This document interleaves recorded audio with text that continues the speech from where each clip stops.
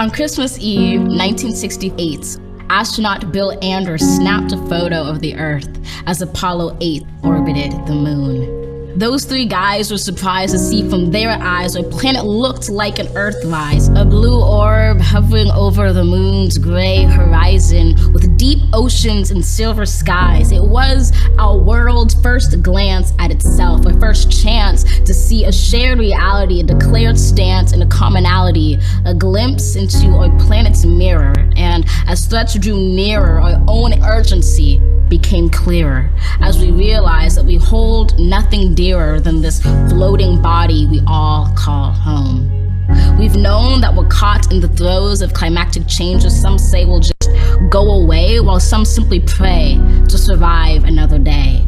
For it is the obscure, the oppressed, the poor who, when the disaster is declared done, still suffer more than anyone. Climate change is the single greatest challenge of our time. Of this, you're certainly aware. It's saddening, but I cannot spare you from knowing an inconvenient fact, because it's getting the facts straight that gets us to act and not to wait. So I tell you this not to scare you, but to prepare you, to dare you to dream a different reality where, despite disparities, we all care to protect this world, this riddled blue marvel, this little true marvel, to master the verve and the nerve to see how we can serve our planet. You don't need to be a politician to make it your mission to conserve, to protect, to preserve that one and only home that is ours. To use your unique power to give next generations the planet they deserve. We are demonstrating, creating, advocating. We heed this inconvenient truth because we need to be anything but lenient with the future of our youth. And while this is a training in sustaining the future of our planet, there is no rehearsal. The time is now, because the reversal of harm and protection of a future so universal should be anything but controversial. So, Earth, pale blue dots, we will fail you not, just as we chose to go to the moon. We know it's never too soon to choose hope. We choose to do more than cope with climate change. We choose to end it. We refuse to lose.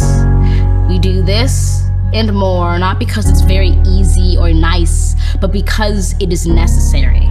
Because with every dawn we carry the weight of the fates of this celestial body orbiting a star, and as heavy as that weight sounded, it doesn't hold us down, but it keeps us grounded, steady, ready, because an environmental movement of this size is simply another form of an Earthrise. To see it, close your eyes, visualize that all of us in this room and outside of these walls or in these halls, all of us change makers, or in a spacecraft floating like a silver raft in space, and we see the face of a planet anew. We relish the view, we witness its round green and brilliant blue, which inspires us to ask deeply, wholly, what can we do? Open your eyes, know the future of this wise planet is right in sight. Right in all of us, trust this earth uprising. All of us bring light to exciting solutions never tried before, for it is our hope that implores us at our uncompromising core to keep rising up for an earth more than worth fighting for.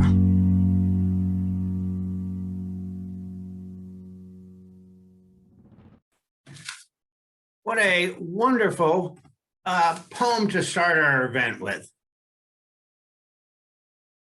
Can everyone hear me? Could I have a thumbs up on that? All right, thank you. Hey, this is a great event. I'm really excited you're all here. We have over 500 people who have registered.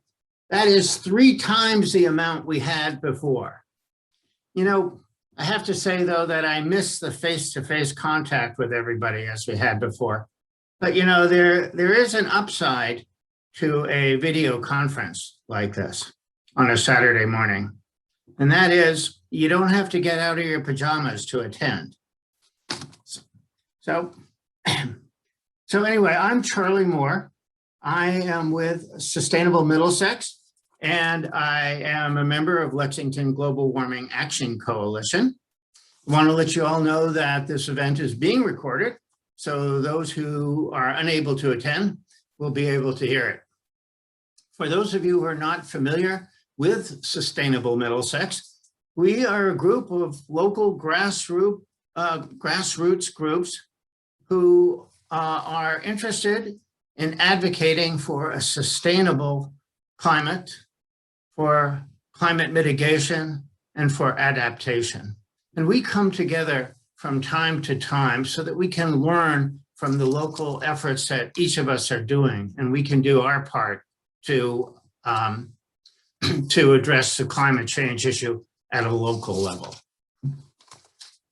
This is really an exciting time. We have pioneering legislation that is being considered here in Massachusetts. And this legislation, if approved, or I should say when approved, is going to reduce CO2 emissions in Massachusetts. But the significance goes well beyond Massachusetts. I believe it'll be a catalyst for other states to act with climate change legislation. The way universal healthcare has been adopted first in Massachusetts and across the country. And for that matter, public education started in Massachusetts. And when this legislation is passed, it's going to be heard across the country at financial institutions and other corporations. And they're going to take that into account when they consider financing or purchasing fossil fuel-based energy systems. So it's an exciting time. I am thrilled to have with us today Senator Barrett and Representative Gouveia. They will be updating us on the Senate and the House legislation efforts. Where are we? Where are we going? What are the consequences of that? And in addition, we have Ricky Papo of Lexington Global Warming Action Coalition, who's going to update us on the survey that many of you filled out. It's remarkable how many things are going on right now in the local communities, not just the different types, but also the volume. That's also very exciting to me. After that, we will go to the breakout rooms where you can see specific, learn more about specific local actions. I think if I've heard a complaint about this event, it's that people want to attend more than one breakout room. So those two are going to be recorded. I'd like to take a minute here just to thank our planning team that brought all this together. They come from Wayland, Arlington, Bedford, Belmont, Winchester, and Lexington. The team includes Frances Big DePayton, Lisbeth Bornhoff, Marcia Jens, Mary Hutton, Brucey Moulton, Debbie Packard, Alex Ordetlich, Ricky Papo, Phil Thayer, Fred Yen, Mary Yardley, Kat Vanderstraten. And you'll run into many of these people because they'll be facilitating in the breakout rooms. I would like to particularly thank Kat Vanderstraten and her organization, Mass Energize. They're hosting this Zoom event, and for all their technical support, including Orly Strobel, who's done a lot of work and is hard at work at this very moment.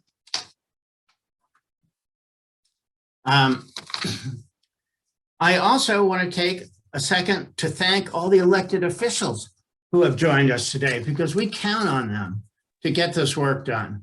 State Senators William Brownsberger, Jamie Eldridge, Jason Lewis, and Bruce Tarr are with us today. The representatives include Michelle Socolo, Sean Globally, Stephen Owens. And if I've missed anybody, please send us a chat. We count on you guys to get this done for us. All right, so we're going to start today with Senator Mike Barrett. Mike is a hero of mine. He will give us an update on the legislation and where we go from here. Senator Barrett represents communities of Bedford, Carlisle, Chelmsford, Concord, Lincoln, Waltham, Weston, and large parts of Lexington and Sudbury. Senator Barrett serves as the Senate Chair of the Legislature's Committee on Telecommunications, Utilities, and Energy.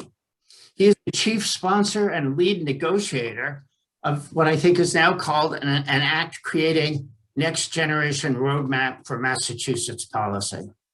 Senator Barrett first addressed Sustainable Middlesex 8 years ago, telling us this was not going to be easy.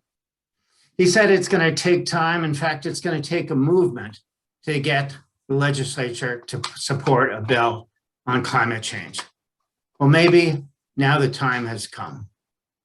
If time permits, we will forward questions from the audience to Senator Barrett at the end of his presentation. Send questions to us with a Q in front of a chat to indicate it's a question. Please join me now in welcoming Senator Barrett and thanking him for all of his efforts to address climate change. Senator Barrett.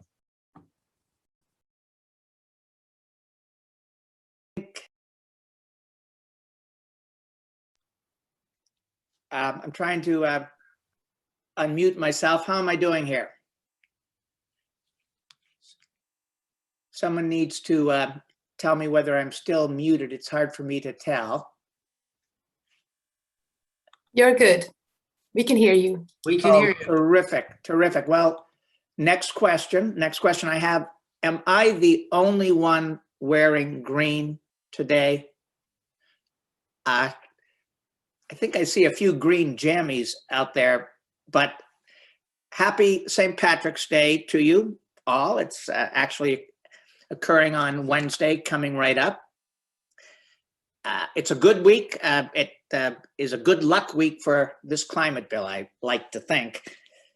With a little luck and with cooperation from my colleagues in both parties, I hope the Senate will pass this path-breaking piece of legislation Monday. Right now, it seems quite likely that the Massachusetts House of Representatives will enact the legislation on Wednesday, St. Patrick's Day itself.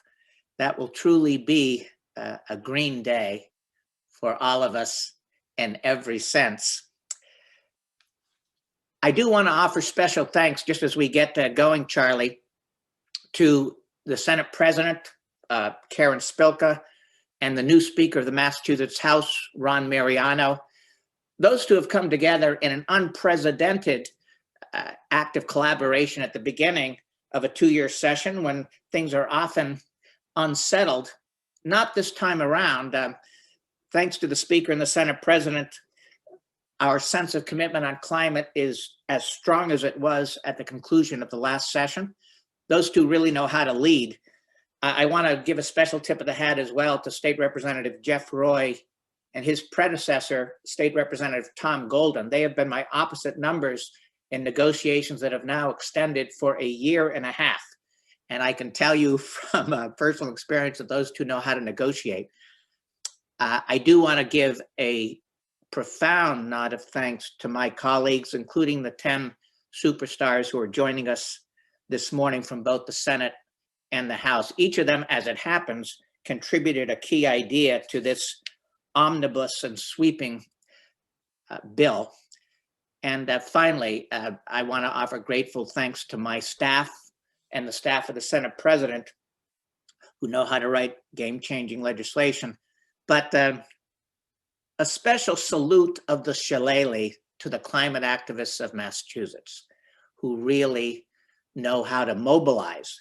The momentum behind this legislation really comes from the people in this room. Charlie's absolutely right. I first talked to Sustainable Middlesex 8 years ago, long before I chaired this committee, but at a time when these issues, of course, were worrying all of us. I see many community leaders that I saw 8 years ago, and many of you have joined the movement since then in this call. You've really become the political force that put this bill on the radar screen. In the end, legislators wrote it, but I think we took our marching orders from you. You had plenty of other stuff going on in your life. I know you do, but you've jumped into this fight because things were just not happening fast enough.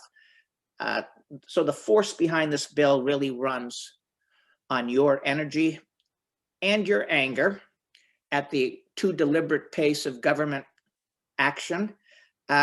You may wonder about that all too measured pace, but you know that there is pushback coming from the other side against this legislation. and against any action that proposes to be ambitious with respect to regaining some human ground in the fight against climate change. Now, this is Massachusetts, so the forces in opposition don't deny the phenomenon. They just deny that they should have to do much about it. Climate change is coming at us, as you all know, faster and faster, and their ask within the State House is that we respond slowly. And they do know quite well how to get the go slow message into the ear of the governor. That's become painfully clear to me over the course of the last 6 weeks. But this bill is a product of the legislative branch, and it says something quite different. It says that our action plans need to be smart, thoughtful, fair, but dramatic. The pace needs to pick up. Let me mention a few of the core ideas in the legislation. You will recognize them. They will, in some senses, seem familiar to you because you've been our inspiration. First of all, there's a focus here on the everyday stuff, the climate issues of our daily lives. Global warming is throwing large-scale spectacles at us: fire in California, flooding in the Midwest, freezing infrastructure in Texas. But this legislation is not about these all-at-once mega impacts. It's really about tackling the climate issues of our daily lives here in Massachusetts. The first byword to this bill is focus. It is about getting down to local brass tacks. It's about the how of tackling climate, as in, here's how we're going to get this done, one step at a time, starting now. Let's take a look at slides 1 and 2 from a 4-slide slide deck that I've asked to be put up. Compare just for a moment, we're not going to be able to do a deep dive, but these 3 pies are interesting, aren't they? If you start with global emissions by sector, you see a significant green pie wedge that identifies emissions from agriculture and land use. This is worldwide. It's kind of startling, seems counterintuitive.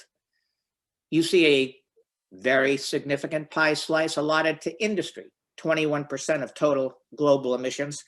That's not surprising, but the contrast with Massachusetts is certainly instructive. So if we bypass US emissions by sector and we focus on mass emissions, we can actually see a contrast with the global, but actually with the US too. First thing that's notable, agriculture and land use, 24% of the global problem, 9% of the US problem is 0.3% of the Massachusetts problem. Industry, which is 21% worldwide, 22.4% of the problem in the US, is only 5.2% of the problem in Massachusetts. What pops out here is that in a knowledge-based economy where industry is important but not dominant, in a knowledge-based economy and in a settled old state where agriculture has a shrinking footprint, we are really confronted with 2 primary faces of the problem.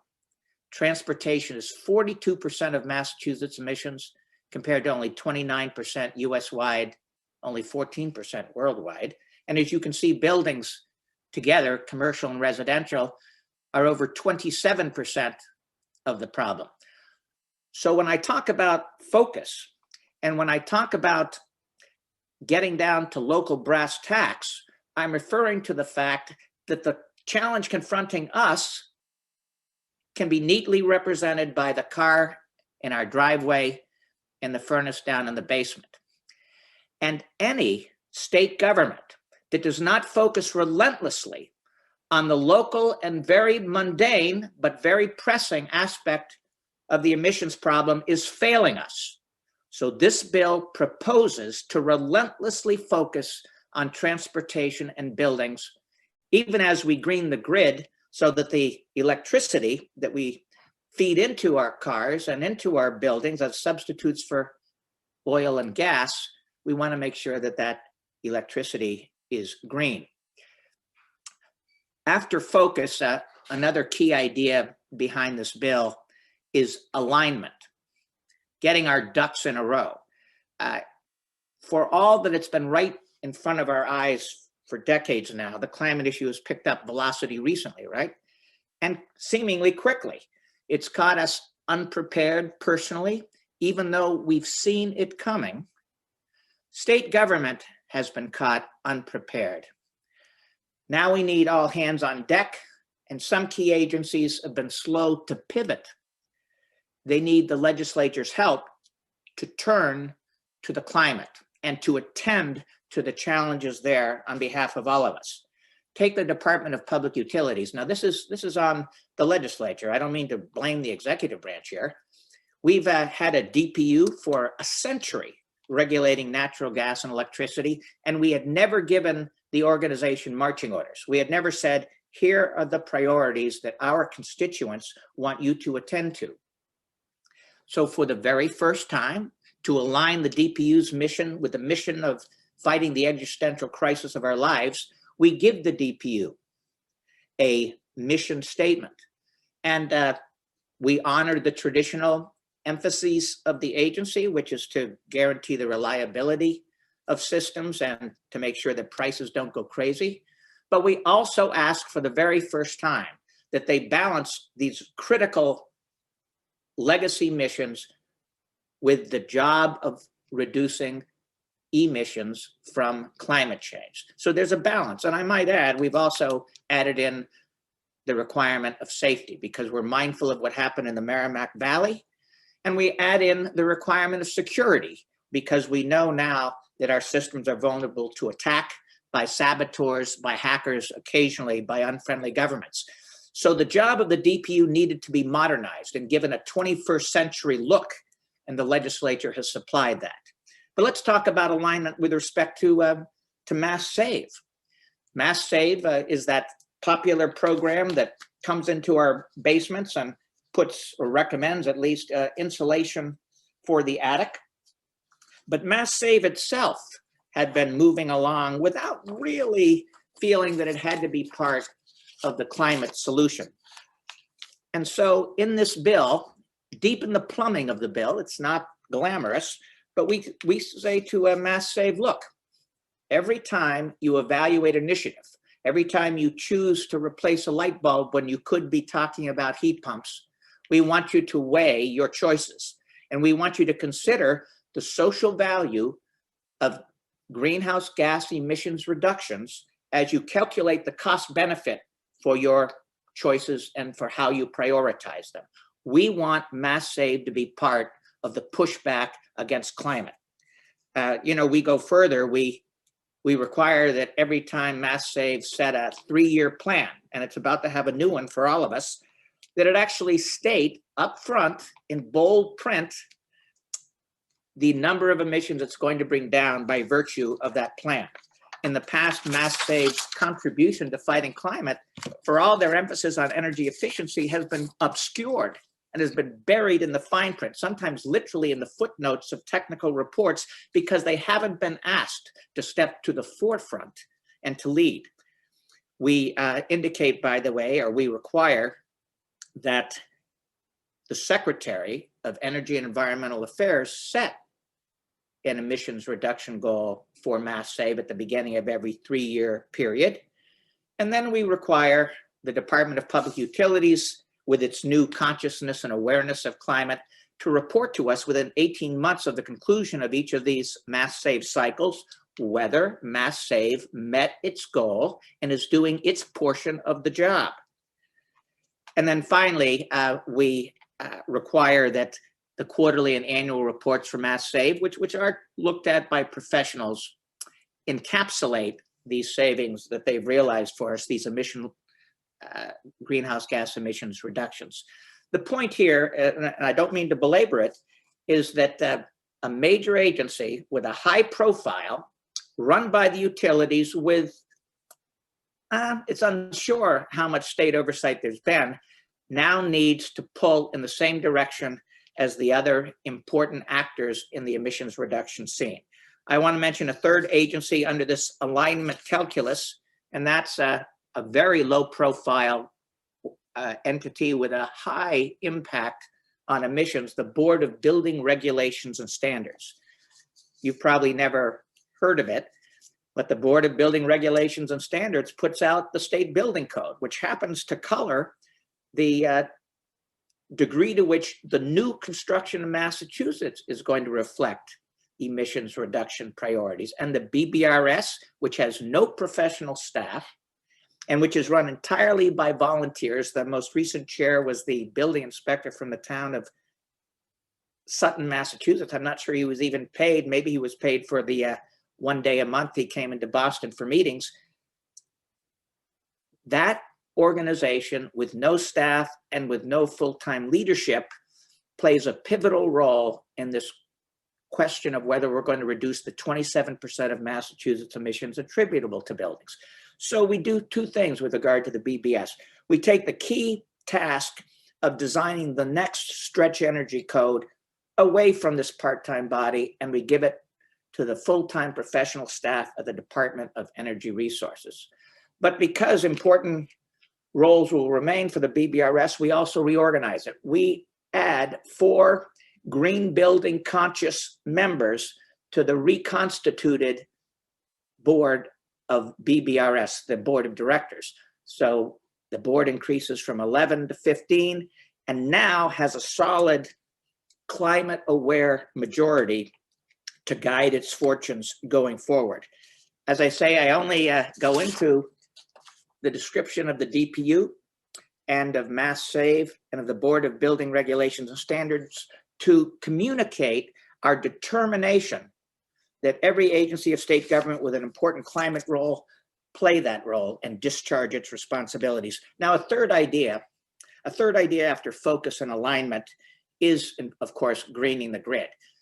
If the ultimate solution to our climate challenge is that we need to move off fossil fuels and substitute electricity, we need that electricity, of course, to be green. Many of you know this. In this bill, there's a renewed commitment to offshore wind. We authorize additional procurements, and we do a lot of problem solving around the issue of solar, because solar is not playing the role that it needs to play, and there have been lots of glitches in the code, as it were, preventing solar from really rolling forth and helping us as much as it needs to. Maybe we could move to the third slide in this succession of slides, the one after. Yeah, there we go. So this happens to be a picture from this morning from ISO New England. I took it myself.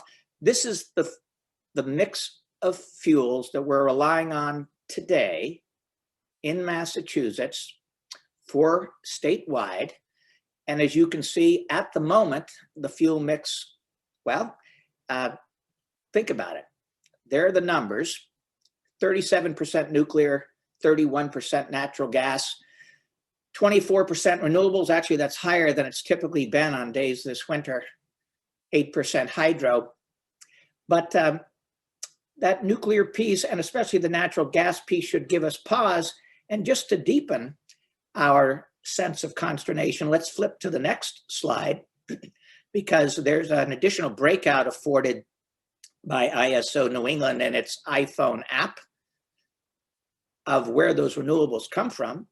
And you can see that the good news is that 54% of the pie slice attributable to renewables is wind, but 19% is burning trash, which emits particulates. 16% is wood. Only 10% of our renewable mix at the moment is solar. So we are very concerned that the grid isn't going to green fast enough to ensure that that electricity you put into your electric vehicles, once we can find a way to enable you to afford an electric vehicle, and that electricity going into your heat pump to substitute for oil or natural gas, we want to make sure that that juice is fossil free. And at the moment, we've got a problem, as I say, with our pie slices. If we go back to the preceding slide there, you can see that today, the electricity going into your electric car, if you happen to own one, is not green and not renewable, and that poses a problem for us. So let's go on to idea number 4 in this bill. We've got focus, we've got alignment, we've got greening the grid. Idea number 4 in this legislation is grassroots options. We need strong statewide standards in Massachusetts, but we also need room for local initiative. There's always a balance to be struck, but the legislature has let the community toolbox empty out, and now we're adding back some tools. We are creating, and actually we've made progress on this concept just in the last several weeks, a specialized local opt-in stretch energy code that will include both net zero building performance standards and a definition of net zero building. We can talk about what these concepts mean in the Q&A. Suffice it to say that we are asking the governor's Department of Energy Resources and giving that department, incidentally, a good deal of flexibility, but we are nevertheless asking it to promulgate by the end of next year, the end of 2022, a stretch energy code which will change the game in Massachusetts. It's going to be local option, remember. So communities that hesitate can take time to process the options we're presenting to the vanguard communities. But those cities and towns that are intent on moving forward and know that state enabling legislation in general has been lacking will feel satisfied.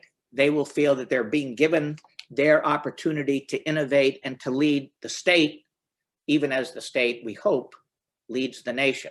So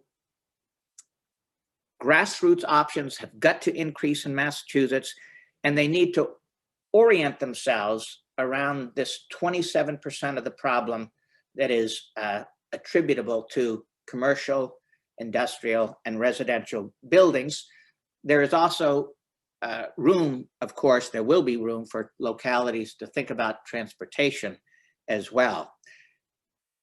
The fifth idea here is fundamental fairness, and you'll see that reflected, I hope, throughout this new bill. For the very first time, thanks to the advocacy of folks on this call, we enter into law a definition of environmental justice and of environmental justice population. We make sure that the idea of fairness and of equity is also reflected in all these areas where we focus. So we stipulate that each 5-year plan shall be clear, comprehensive, and specific, and that it documents steps to indicate how we're going to improve air quality in communities and how we're specifically going to address the public health impacts of climate on low and moderate income individuals and on environmental justice populations. I want to, those are 5 key controlling ideas then that guided the writing of the bill. I do want to turn in closing briefly to the 3 issues raised by the governor. One of them, as you know, has to do with whether we should try to reduce our emissions 50% below our reference year, which happens to be 1990, by the year 2030, on our way to net zero emissions by the year 2050. I would point out that on Earth Day next month, April 22nd, our ambassador at large, John Kerry, is going to announce the United States new nationally determined contribution. This is the contribution called for by the Paris Accord of 2015.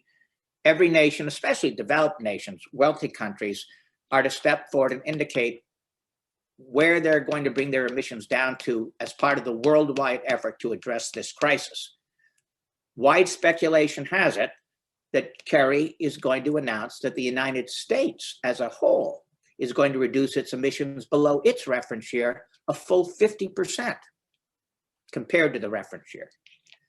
Imagine if the US turns out to be at 50% and we had chosen the governor's recommended number, 45%. That would have been deeply embarrassing for a state that prides itself on offering leadership. I might add, by the way, although no one seems to have noticed it, that in the most recent amendment proffered by the governor to the legislature, which we are respectfully rejecting after having carefully considered it, he moves. He does move. He moves off 45%. He now proposes a range, 45% to 50%. He actually includes 50% below 1990 in his own new recommendation. We are settling in at the higher reach of the governor's own span of years. Hardly a revolutionary act on our part, but a very determined one. We want Massachusetts to lead the way, not lag in and stand in the way of progress.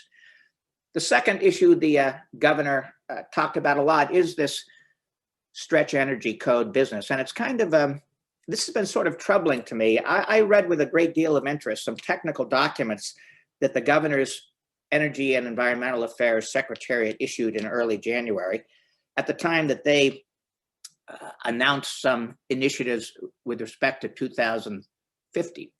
And in those technical documents, you find many references to the importance of net zero building codes. Unbelievably enough, but encouragingly, the consultants to the executive branch embraced net zero stretch energy codes.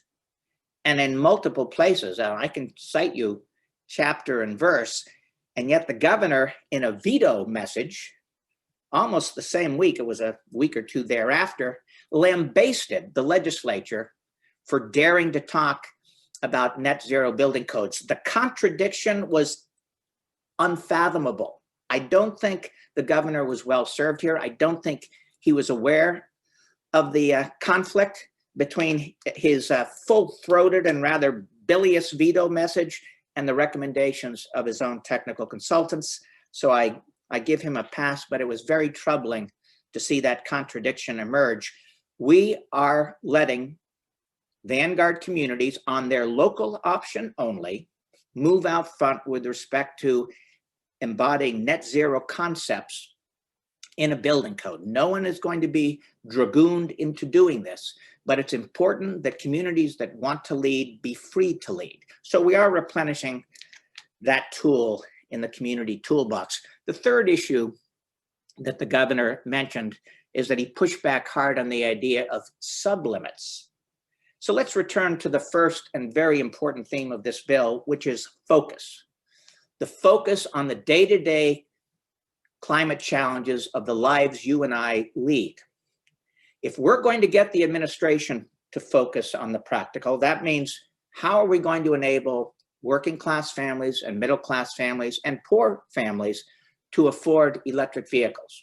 How are we going to make sure that there are electric buses and mass transit for them to take if they can't even afford a vehicle at all? How are we going to enable middle class families in my district and where you live to be aware of something called a heat pump, and then to install a heat pump the next time the gas furnace or the oil furnace gives out and they've got to make a major decision? At the moment, there's so little public service announcement. There is so little communication from the governor's office around what a heat pump is that my neighbors would be hard put to consider it as an option. Well, they haven't even heard of the option at this point. Public awareness is step number one. And then increasing the subsidies available to families and to individuals is step number two. Once I know I've got the option, I need to afford the option. The administration has been silent on these points, in part, I think, because they only have had to meet or think about an emissions goal every 10 years and then with no detail. When you impose sublimits on transportation, residential buildings, commercial and industrial buildings, industrial processes, electric power, and natural gas infrastructure, on the other hand, and when you require that plans talk discreetly about these 6 sources of emissions and not just about an omnibus goal, well, let me tell you something. At that moment, the work in reducing emissions gets real, stays very focused, very down to earth, and gets very practical. And that's what we must ask of ourselves, ask of the legislature, and ask of our executive leadership. So with all due respect to the governor's big 3 push to undercut some limits, to remove the words net zero from the stretch building code, even though his technical assistants embraced it, and to insist that we can't reach 50% reduction by 2030. With all due respect to the push on those big 3 ideas, the legislature just says no. We're going ahead. Our constituents insist on it. We're going to support you, Governor. We're going to support the executive branch. We're giving your people all kinds of additional tools, but we are giving them additional responsibilities as well. So with that, I'm going to close. I am accompanied here by a fantastic co-presenter, Tammy Gouveia, who happens in the House to have been one of the leading proponents way back when, 2 years ago, of a stretch energy code, a building code. So I'm very pleased that Tammy's going to be joining me.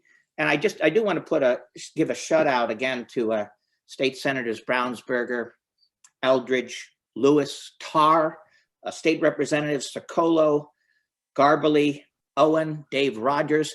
These folks have put their stamp on this bill. They have been co-authors of this legislation. We happen to have an all-star team with us today, and I want to express my gratitude to them and to all the members of the House and of the Senate. On this one, we haven't backed down. We've done a good job. By the way, I will say in closing that this is a strong foundation for future action. This is not the zenith. We haven't put a roof on climate policy here. We put a strong floor on climate policy. We're going to build on this new foundation of focus and alignment and fairness. And we're going to make sure that we lick this problem, which we've brought on ourselves over a century or two, and that we simply cannot defer addressing. Charlie, thank you, and I'm open to questions. Excellent, Mike. Thank you for that wonderful summary. And since I have some control over the video and stuff, I get to ask the first question. And that question is, Mike, I've always been supportive of the idea of putting a price on carbon. How does that fit into all of what this bill is in the future? Well, I can tell you, as it will not surprise you to know that I propose to put a price on carbon economy-wide in this bill in the early going. And it may not even surprise you to know that I lost that battle. I won't go into the back and forth of these deliberations, but I can tell you that the Senate passed carbon pricing, but the final product doesn't reflect it. However, there are 2 things going on here that I don't mind mentioning. First of all, we have redefined the definition of market-based compliance mechanism. It's a part of this legislation that hasn't attracted a lot of attention, but I do want to point out what it really does, what our addition does. My ask in trying to put carbon pricing into this bill was that we put it on a schedule. I wanted to say to the governor, we're not going to choose for you. You can do cap and trade. You can do a carbon fee, which would be revenue neutral and refunded entirely to people. So it wouldn't be a tax. None of the proceeds would go to support the operations of government. Or you can do a carbon tax. Cap and trade, revenue neutral carbon fee, carbon tax, but we want to put it on a schedule. You're going to do it by this date for transportation, by the next date for commercial and industrial buildings, and then further out, because it's sensitive, we're going to ask you to put it on residential fuel, because dirt cheap, fracked natural gas coming into Massachusetts from the states that produce it, sometimes to the detriment of their citizens, will always undercut the market alternative because of the subsidies and the lack of pricing in of the true impact of that fracked natural gas. It's below market effectively. So I wanted us to put us on a carbon pricing schedule. Here's what we got, though. I lost that battle, But what we have done is redefine market-based compliance mechanism to give a governor the option of going to a carbon fee or a carbon tax. We're not imposing it as I wanted us to with measured deadlines that extended deeply into the future, but I wanted to get us on that schedule. That didn't happen, but we have expanded the definition of this key technical term, which used to be limited only to cap and trade, RGGI, TCI, right? That's the only form of carbon pricing until now that a governor's been able even to think about. Under the new regime and the new wording, if a governor wishes to, she can impose a net revenue neutral carbon fee, use and rebate all the money back to the working class and middle class so that no one gets nicked, but so that behavior changes. If she wanted to, she could propose a revenue positive carbon tax. It would have to come back to the legislature, but the basic statutory authorization for her to bring forward the policy is going to be there. So I lost out on my schedule, but the governor has new tools in her toolbox or his toolbox, and I'm pleased about that. It's something. Okay, thank you, Mike. We've got a lot of questions, but we're falling behind the schedule. So I'm just going to ask you two quick ones, and then I really want to move along. One question was, we got a lot of great ones from the audience. Maybe I can get them to you later. But anyway, one question is, do we have a new bill number? And the other question is, can we remove net metering limits that reduce residential investment? So I think the current bill number, and the bill numbers go back and forth. We started by passing a new bill, S9. When the governor came back with amendments, that became Senate 13. When we respond to his amendments, and we're going to accept, by the way, a lot of the smaller ones, we're just going to reject the big ones.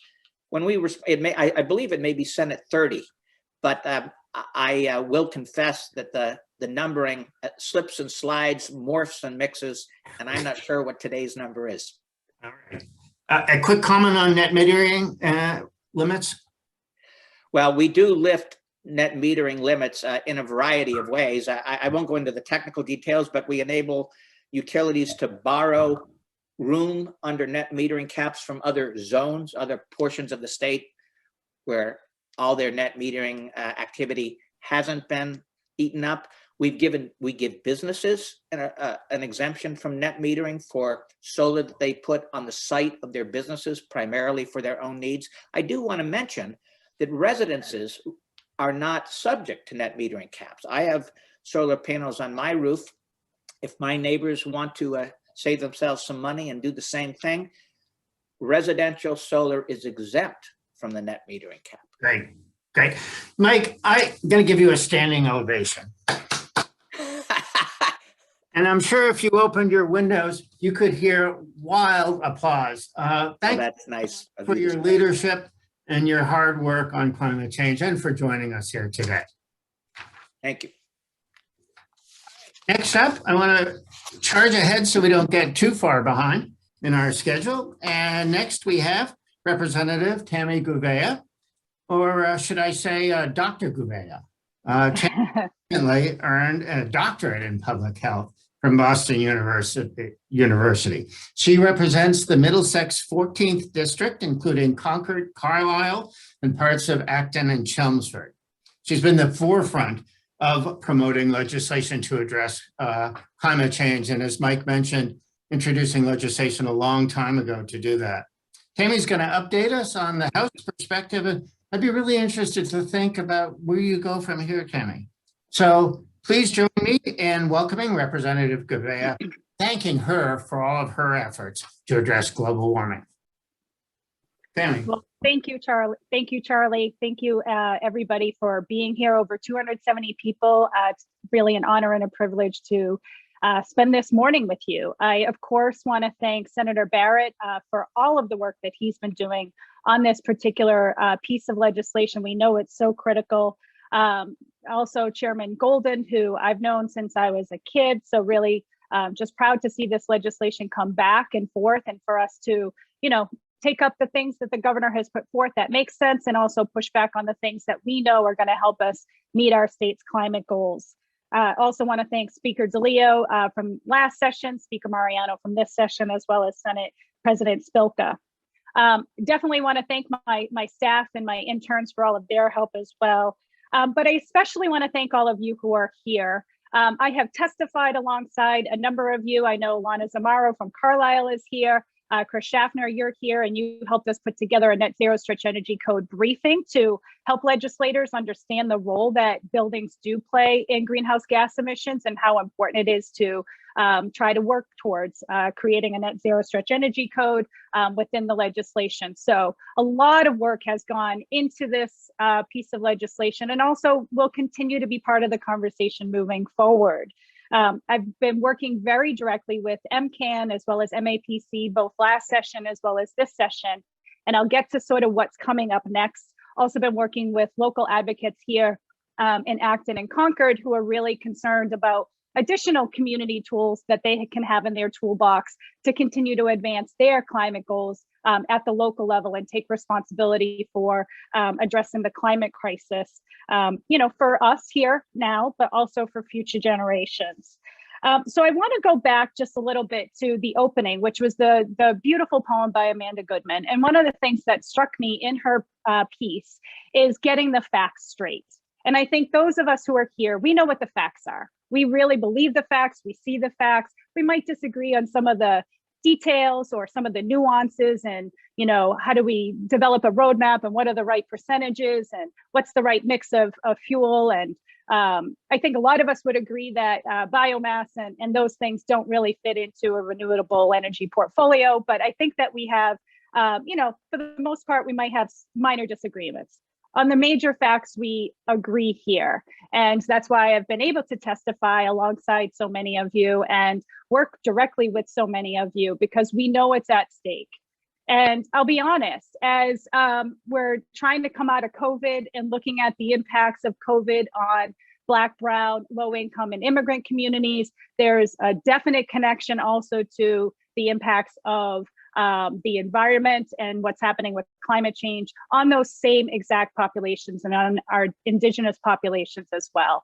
And as we try to come out of COVID and try to really jumpstart again our economy, one of the things I do worry about is that we will try to go back to business as usual and trying to upstart things way too fast and not paying attention to what's happening with our environment and our climate. And I'm just so proud of the work that Senator Barrett has really done to push on this, along with the House colleagues and other senators, to get a really good, solid piece of climate legislation that we can continue to build from. But I felt the need to just also acknowledge where we are with the global pandemic, and that oftentimes when you're in a state of crisis, the desire is to, move really quickly with restarting up the economy. And I think we have to be really paying attention to how those efforts might impact our climate and our environment, and particularly our environmental justice communities that have been historically burdened by systemic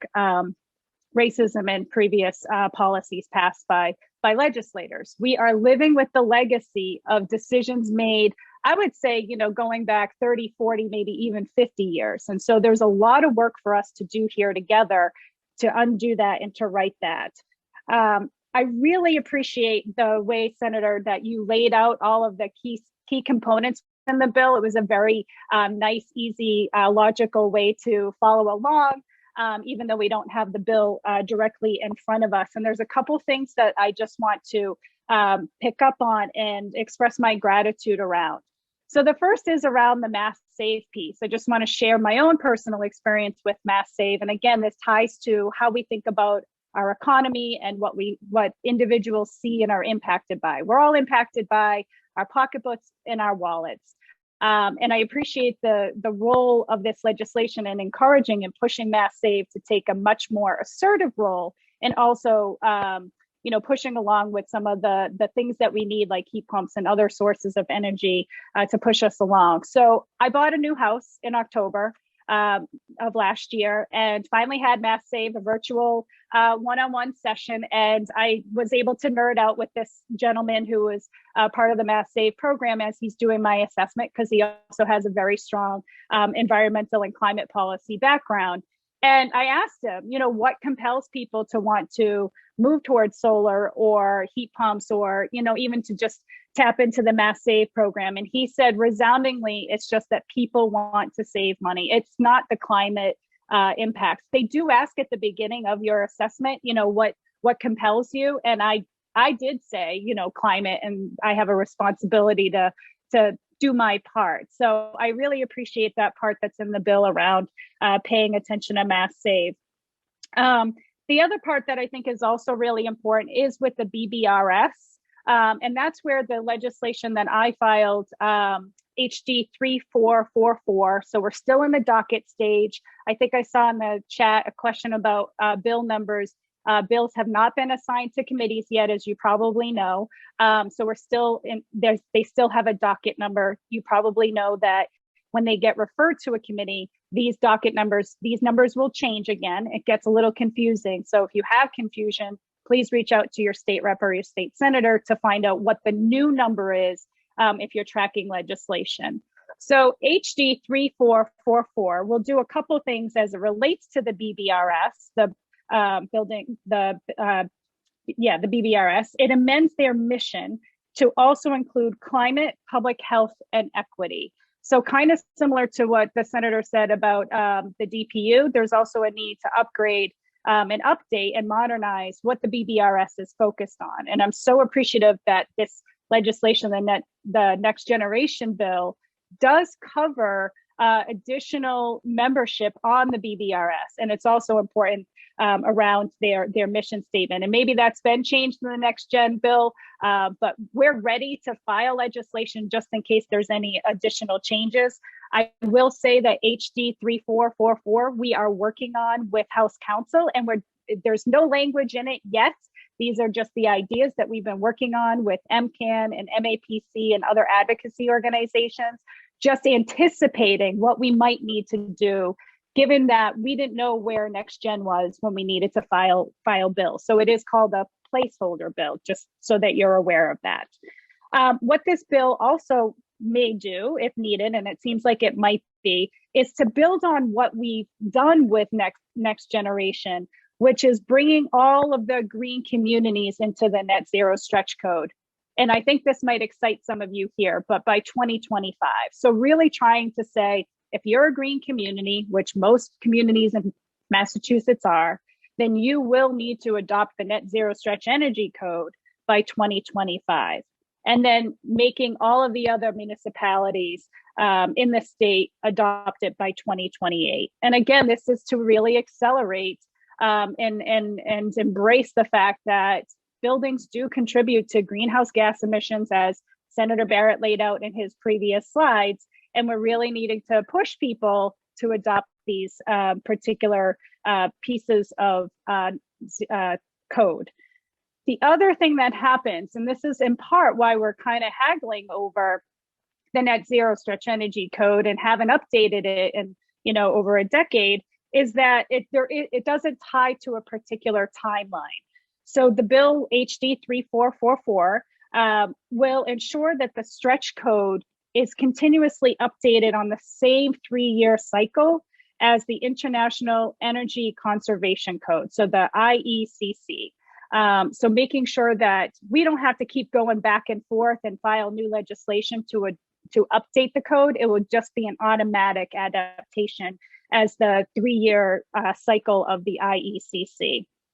And then the other piece is around definitions of net zero. So just kind of clarifying it a little bit more, also encompassing new commercial and residential construction, as well as major renovations in that legislation. So again, we'll need to see where the final piece lands, the final first Next Gen climate bill, where that actually lands.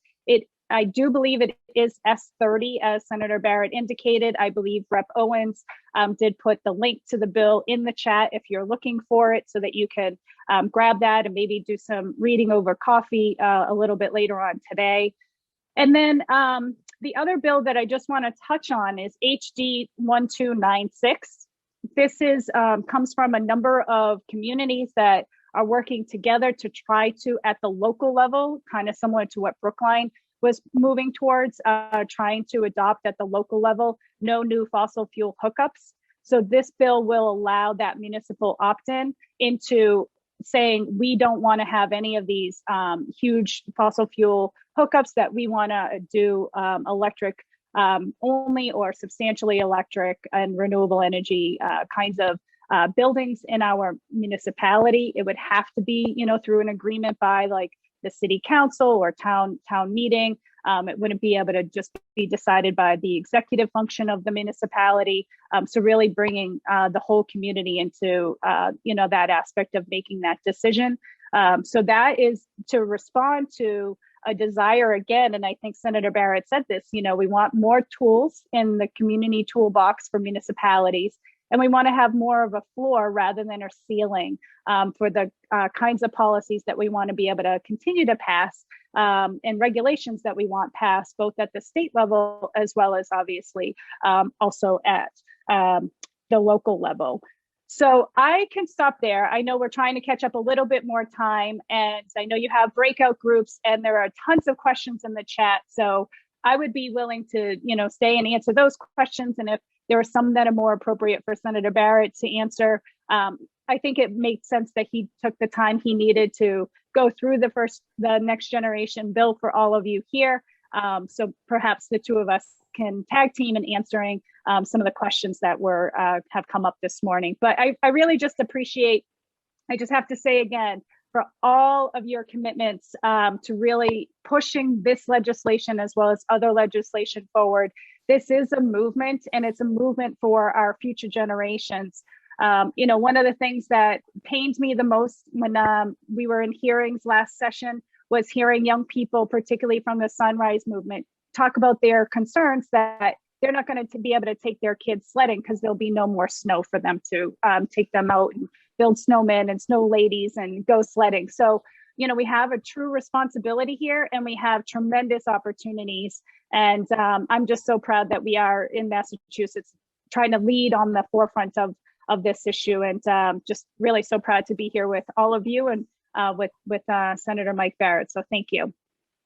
Representative Gouveia, thank you for coming in. I notice you're wearing a little green there. So Mike is. I am wearing green, yes. Mike isn't the only one here. No, I like themes and this fits. So I figured you all would appreciate the green. Yeah. Well, thank you very much for joining us today and for your perseverance in moving these climate bills forward. It's a long battle, isn't it? Could you just give us a quick update? What's your sense of the House? Are they behind climate things action, do you say?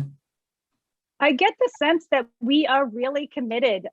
Speaker Mariano has said on numerous occasions just how committed we are to the original bill that was passed. We do have a veto-proof majority. So, assuming we take up the areas of agreement that the Senate side has picked up and will be voting on Monday. It sounds like we're taking it up, as Senator Barrett said, on St. Patrick's Day. So I'm optimistic that that we will, see this particular piece of legislation become law. I think the question is, continuing the conversation and continuing to take this as a really, really solid starting point and continuing to build from there. I'm a social worker by training, and in social work, we always take our clients where they're at and try to take them to where they need to be. Same thing here. This is where we are right now, but I'll tell you, it's much different than where we were, I would say, 2 sessions ago. We've seen tremendous progress relatively quickly, not quickly enough. I realize that, but we've quickened the pace. And I think there's a lot of reasons to be optimistic on the House side with this.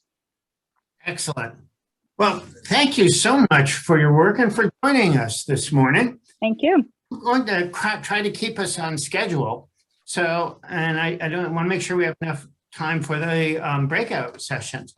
So, Kat, why don't we move ahead to Ricky Papo, who is from Lexington Global Warming Action Coalition.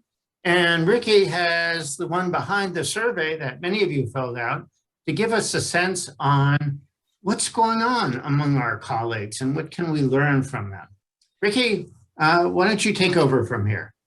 Okay. Hi, everyone. Boy, those were extremely inspiring conversations from Senator Barrett and Representative Gouveia. It's very exciting to see how many people showed up today and what we're all working on and how our legislators are helping us with our own work in our own towns and cities. So here's a map of all the people who filled out the survey. You can see that Sustainable Middlesex, is moving to the north, to the south, east, and west. We're spreading our wings and getting a lot more data about what we're doing. The survey was filled out by 24 towns, and I appreciate you all taking part in this. I want you to know that while we have closed the survey in order to present here today, we will be reopening the survey when you get your email. As a follow-up to this presentation, we'll reopen the survey so some towns can let us know what they're doing. Here are all the organizations that answered our survey. So you can see we're represented by a very broad group of communities that are working to make things happen, to initiate and enact climate action within their own towns. We did aggregate the information from the different towns, so we're not showing too much about a particular town. So we're going to, there's a, the way this got aggregated, and I'd like to just take a moment to thank the team that worked on the survey, which is Brucey Moulton from Arlington, Fred Yen from Winchester, Kat van der Straten from Wayland, and Amy Polka from Framingham, to put the data together in a way we could present it. So we grouped the actions that people are taking in the municipal side of their town into lots done. Hey, nice job. Lots done, active growth, and wanting to work on for the future. So let's start with lots done. I find this slide very exciting because I think that the place where we have lots done are the building blocks of getting climate action to happen in your town, having a climate action plan, being a green community, having a sustainability director. These are the kinds of things that give you some funding to get more actions done. And then you move on to trying to green your grid and electrifying your schools and municipal buildings, and finally community choice aggregation. Having all these tools at our fingertips in these towns and having this be under lots done is pretty exciting, I think. Then we get to the kind of the space where people are moving towards it. They want to know more. There's some growth in it. And those are the getting EVs in your community. You're setting net zero goals for your community. Townwide food waste, paying attention to food waste. We all know that that is a huge contributor to climate change. But I'm particularly excited about the tree bylaws because we all know that we can stop emitting carbon. Well, we're all working on that, but we need another tool, which is sequestering that carbon. And that's what trees can do for us and healthy soils can do for us. So that's really a lot of communities are spending energy on those steps. Then we get to the things that we're all kind of thinking about, this area where we plan to do or need more information to get going on. And you know, these are difficult things that we're all trying to adjust to. Environmental justice policies, a lot of towns are trying to tackle this, and it's I'm sorry that it has taken us so long to realize that this is important, but everybody is thinking about doing this, and it'd be great if we could all work together and build an environmental justice policy in our towns. In addition, these are all kinds of innovative ways of thinking. I'll point out zoning. I know in Lexington we're working on some zoning right now. And these are just tools in our toolbox to keep us going and trying to address climate change. So I'm excited about these things. And when it says need more information, we'll have to figure out a way Sustainable Middlesex can maybe help communities or work with communities so we can pull our energies together to try to get these kinds of things done. So here's the school. We asked a whole bunch for those towns who took it and those who didn't, we asked a whole bunch of questions about what you're doing in your schools. And only 17 communities out of the 24 responded about schools. And I don't know if that's because the person answering the survey doesn't really know what's going on in the schools, or if it means that things are not happening in the schools. But what I see here is an opportunity. When you combine your energies in a town with the other groups in towns that are working on climate change in their own way, sometimes the school feels separate from the municipal climate action we're all doing, but we're all working together on this. So reach out. If you're an activist in a town and you're not sure what's going on in your schools, find out. There's a lot of exciting things that can happen. Look at these couple of things that are only in 2021. This is a comparison from 2019 to 2021, which is, we've done this is our third survey. Commercial dishwashers, setting up pollinator programs, getting a sustainability coordinator just for the schools. So those are opportunities for us to expand what we're doing and collaborate. So we had all these statewide initiatives, right? A lot of people took advantage of solarized mass, and then fewer communities, but plenty of communities have taken part and are still finishing up their heat smart programs. And very few communities actually took advantage of solarized mass plus, which included batteries. However, these programs are going away. Mass CEC will be replacing them with other kinds of programs, but these particular programs are going away, and they were very effective. So towns are deciding, well, maybe we'll do it without the state. The state provides great guidelines and blueprints for doing a program like this. So towns are deciding. I know Lexington, where I'm from, is going to be starting our own Heat Smart program. We're going to try to include solar batteries. And if you are interested in this, we do have a breakout session today on the Heat Smart Alliance, which addresses doing a Heat Smart program, Heat Smart-like program in your town.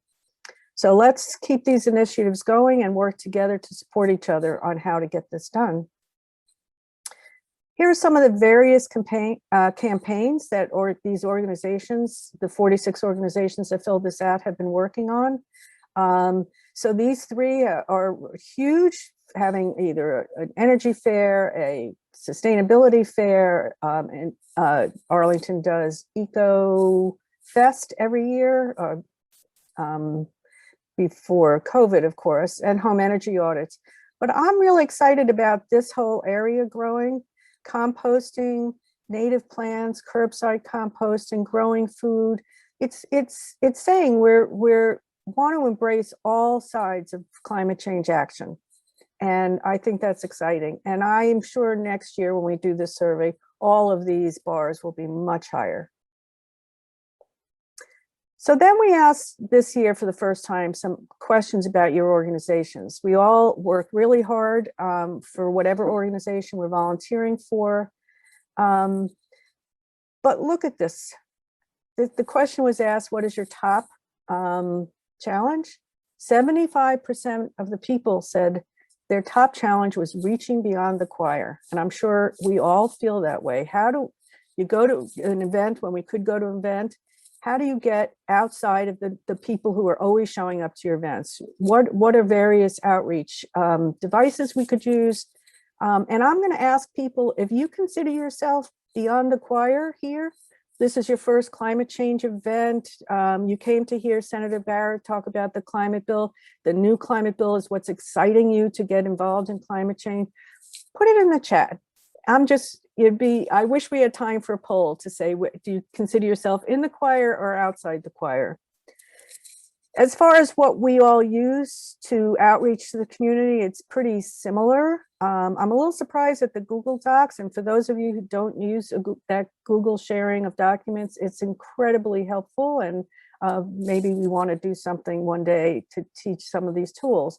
But the one that got me really interested was staff. 19% have had interns at some point, and 40% would like to have interns. How do we get interns? How do we fund interns? How do we find interns? That is something we all maybe want to think about and share our knowledge. And if you have any ideas on that, put it in the chat. I'm especially excited that nobody put their top challenge as despair and burnout. I think that's pretty great. As hard as we all work and as many hours as we put into the climate change challenge, including our senator and representative who spoke here today, who spend hours and hours and hours on our behalf. Nobody said despair and burnout was their top challenge. Congratulations, everybody. Good for us. So this slide, I'm not expecting you to read it. We asked a few open-ended questions. This one is, what has been your most rewarding event or campaign?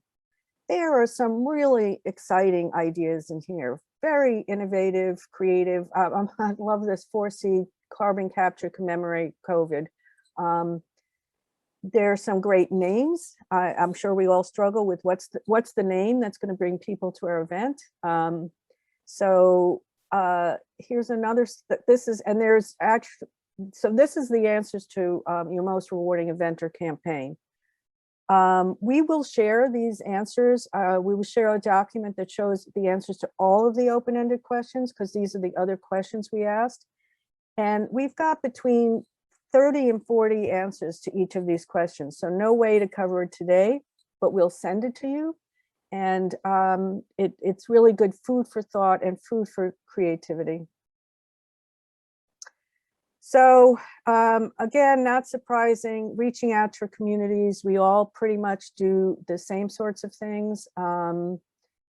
I say our lowest percentage is Twitter and Instagram, but having regular open meetings and speakers and panels, we're all engaged in the same way. It's always good if we come up with if anybody comes up with new creative ways. Of course, we've all figured out that Zoom is the only way we could do it all year, and we've been doing it. Look how many people showed up today. It's very exciting. The picture below is from our 2019 Sustainable Middlesex. I forgot what we called that one, something about putting a price on carbon, but this was standing room only. This was our first really large turnout to our event. Again, Senator Barrett spoke, which I think he has spoken at most of our big events. This is when we realized we needed a larger room. We moved to Winchester last year, where we had, right on the cusp of COVID shutdown, we still had about 110 people show up. And I hope nobody got sick, but I think it's just very exciting how many people are showing up, working hard, and thinking outside the box on how are we going to get climate change to really happen. So I want to thank all the communities who participated. I want to say, please participate in the survey when you get it again, when we open it up again. And I think we're at a very exciting time right now. We're at the cusp of some very exciting legislation in Massachusetts. We're at the cusp of federal legislation that, we can't underestimate how powerful it is to finally have somebody who takes climate change seriously in the White House. And let's continue working together to protect the ecosystems of our planet, and especially our children. Thank you, everybody.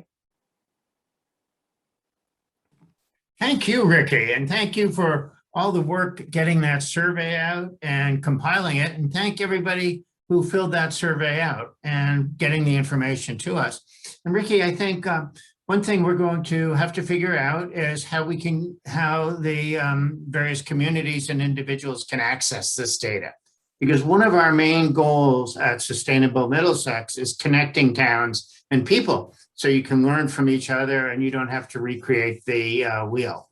And I think we'll follow up with an email or something to participants on that. Yes, yes.